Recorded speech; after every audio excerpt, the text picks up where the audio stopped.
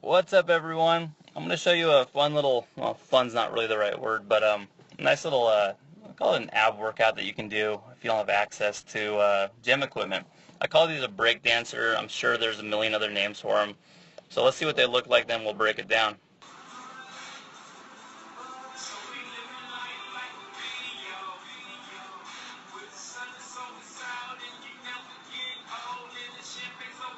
Okay. Now there's, quite a few ways I can do this.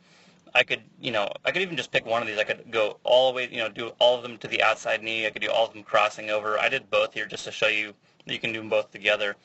One thing I want to point out is, obviously, I'm in a plank right now. This alone is work. So for some of us, this is all you need to work on, is just planking. If I can't do this without collapsing, letting my shoulder blades collapse, letting my belly button just sag to the floor, my spine should not be bowing. My butt should not be shooting up. My belly button shouldn't be shooting down. I'm in a nice neutral spine. From here, what I'm going to do is I'm going to pick a knee.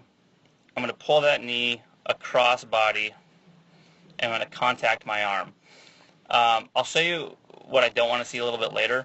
One thing I want to point out is it's okay if your arms bend a little bit. Some people say they have to stay straight. You can even do certain variations of this where you drop into a full push-up. So don't worry too much about your arms bending as long as you're not unpacking.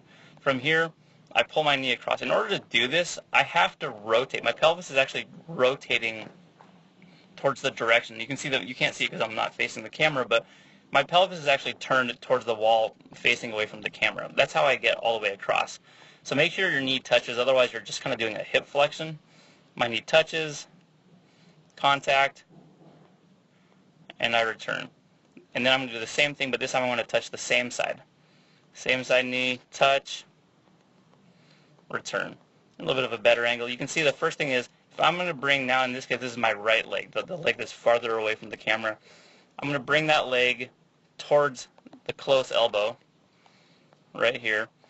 As I do this, here's my hips. Let's just say they're nice and flat. What's going to happen is they're going to have to turn in this direction. So immediately my hips open towards the camera. I'm going to pull the knee across, and I'm pulling myself into this. This is a pull. I'm not flexible enough just to touch my knee. I have to bring my knee by crunching my abdomen, my obliques, all these, we'll just say ab muscles generically. I contact, pause for, really anywhere from half a second to, if you want to make these tougher, you can really do whatever you want. Hold for 5 seconds for all I care. Contact, step back, touch the other knee, and back. So I want to watch this again from the beginning. And there we go. Okay.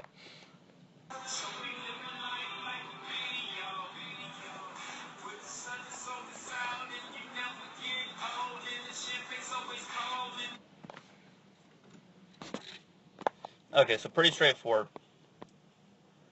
This is what I don't want to see. If I just try to bring my knee without twisting my abdomen or actually contracting my abdomen by actually crunching, that's about as far as I can bring my knee.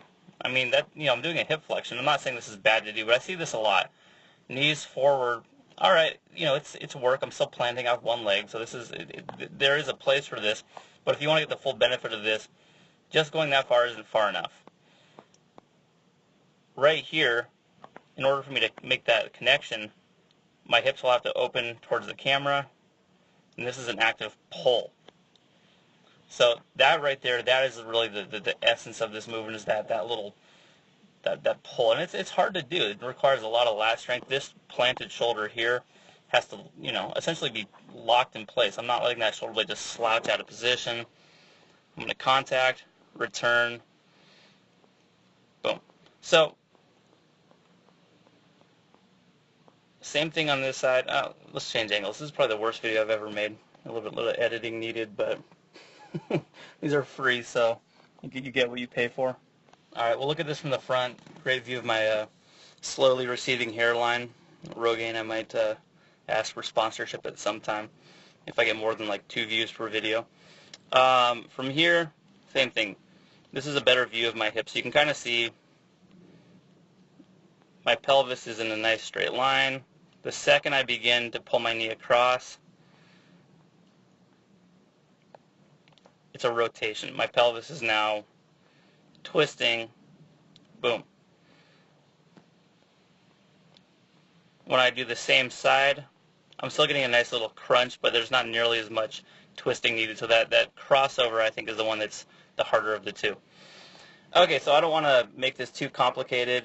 All I'll say is if you're doing these things, and again, if you can't hold a plank, or let's just say you're doing these things and you start to feel lower back pain, maybe you did them wrong. Maybe you did them right though. Maybe you did some awesome ones, and now your abs, your intrinsic core muscles are just tired and to a point where they can't keep you in a tense, locked out position. Any kind of lower back pain, don't do these. If you're doing them, they're fine, and then you start to feel a little kind of more work or more load in the lower back than you should feel. Just go ahead and stop, take a break, and if it still continues, then maybe you've done enough for the day. But this is a great one to do if you don't have access to gym equipment. Okay, any questions, let me know.